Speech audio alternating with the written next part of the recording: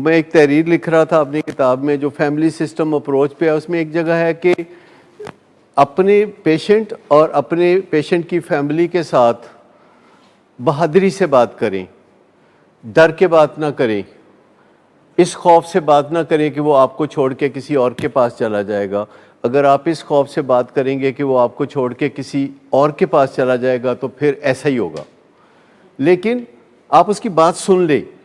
پر اس کے لیے وہی کریں جو اس کے لیے بہترین ہے، اور وہ آپ سے اور کچھ نہیں مانگتا۔ کہتے ہیں یہ میں کچ کچ کرتا رہتا ہوں لیکن آپ میرے لیے وہ کریں، میری زندگی کو جوڑ دیں، بس یہ جو میں کچ کچ کرتا رہتا ہوں بس یہ سن لیا کریں، جو کرنا ہے کری جاؤ، تہاڈی مرضی۔ تو پیشنٹ فیملی ہم سے یہی کہتی ہے، آپ اتنے اعلیٰ مقام والے ہوتے ہیں ہمارے لیے، ویسے بھی آپ اعلیٰ مقام والے ہوتے ہیں، بڑے عہدوں پہ ہوتے ہیں، آپ کا معاشرے میں اس کلاس سے تعلق ہے کہ جن کا مقام اونچا ہے، جنہیں اشرافیہ یا ایلیٹ کہا جاتا ہے، اور ہمیں کافی مشکل پیش آتی ہے بات کو دوسری دفعہ کہتے ہوئے۔ جب آپ ایک دفعہ بات نہیں مانتے تو ہم دوسری دفعہ کہتے ہیں، جب آپ دوسری دفعہ بات نہیں مانتے تو ہم تیسری دفعہ کہتے ہیں، اور بعض اوقات پھر بعد میں ہمیں ندامت ہوتی ہے کہ کیا ضرورت تھی اتنا دباؤ دینے کی۔ پھر فون کر کے میں معذرت کرتا ہوں کہ سوری وہ میں نے کوئی زیادہ ہی زور دے دیا تھا۔ انہوں نے کہا کوئی نہیں، اسی اپنی کری جانے ہیں، تسی اپنی کری جاؤ۔ کبھی یہ نہیں کہتے کہ ساڈی منیا کرو، کہتے تسی اپنی کری جاؤ، اسی اپنی کری جانے ہیں، ساڈی زندگی جوڑ دیو۔ یہ جو ٹوٹے زندگی ہے بس یہ جوڑ دیں، ہمیں کچھ اور مسئلہ نہیں ہے، آپ نے جو کرنا ہے کری جائیں، لیکن ساڈی بھی سن لیا کرو، ساڈے موڈے کمزور نے تے ذرا سن لیا کرو۔ اور بعض اوقات گھر والے ایسی بات کر دیتے ہیں تو صاف پتہ چل رہا ہوتا ہے کہ دے ڈونٹ مین اٹ، کہتے لو جی اسی بھی تو کرنی، انہوں کرو گل کرن تے اسی آئے ہیں تو سن لو ساڈی بھی گل۔ ان کو پتہ ہوتا ہے، جب ان کو کہتے ہیں نا اچھا جی جویں تسی کہندے ہو انج کر لینے ہو، کہتے نہیں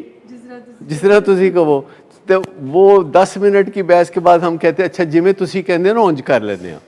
کہتے نہیں کرو تسی اپنی مرضی، لیکن تسی ساڈے خیال دے وچ شامل ہو جاؤ۔ جو ہمارا نظریاتی ہیریٹیج ہے نا، جس پہ ہم بات نہیں کر سکتے، ہمارا نظریاتی ہیریٹیج ہے جو ایک دوسرے کے موڈ کے خراب کرنے کا باعث بنتا ہے۔ ہمارا جو نظریاتی ورثہ ہے جو ہزاروں سال سے ہے،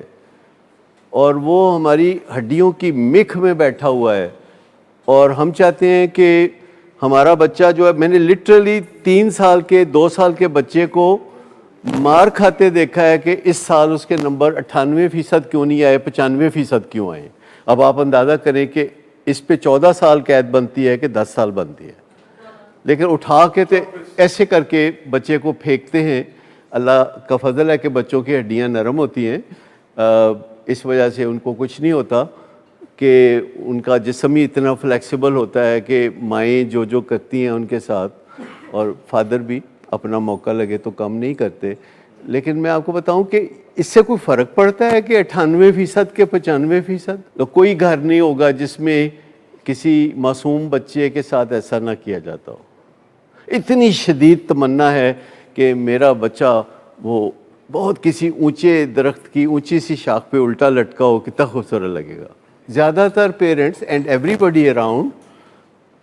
اپنے آپ کو انڈر ایسٹیمیٹ کرتے ہیں، دوسروں کو اوور ایسٹیمیٹ کرتے ہیں۔ دس از دی بیسک ہیومن نیچر، اور اللہ نے اپنی کسی مصلحت کی وجہ سے ایسا بنا رکھا ہے کہ مجھے یہ بتائیے کہ اگر کوئی بندہ اپنے آپ کو انڈر ایسٹیمیٹ کرتا ہے اور دوسرے کو اوور ایسٹیمیٹ کرتا ہے تو وہ کیا کرے گا؟ کمپٹیشن میں جائے گا، وہ بیلنس ریسٹور کرنے کی کوشش کر رہا ہوتا ہے۔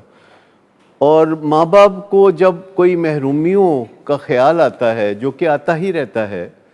تو وہ کہتے ہیں کہ بس یہ بچے ہیں جو کہ اس محرومی کا ازالہ کر سکتے ہیں جو ہم اپنی زندگی میں نہ کر پائے۔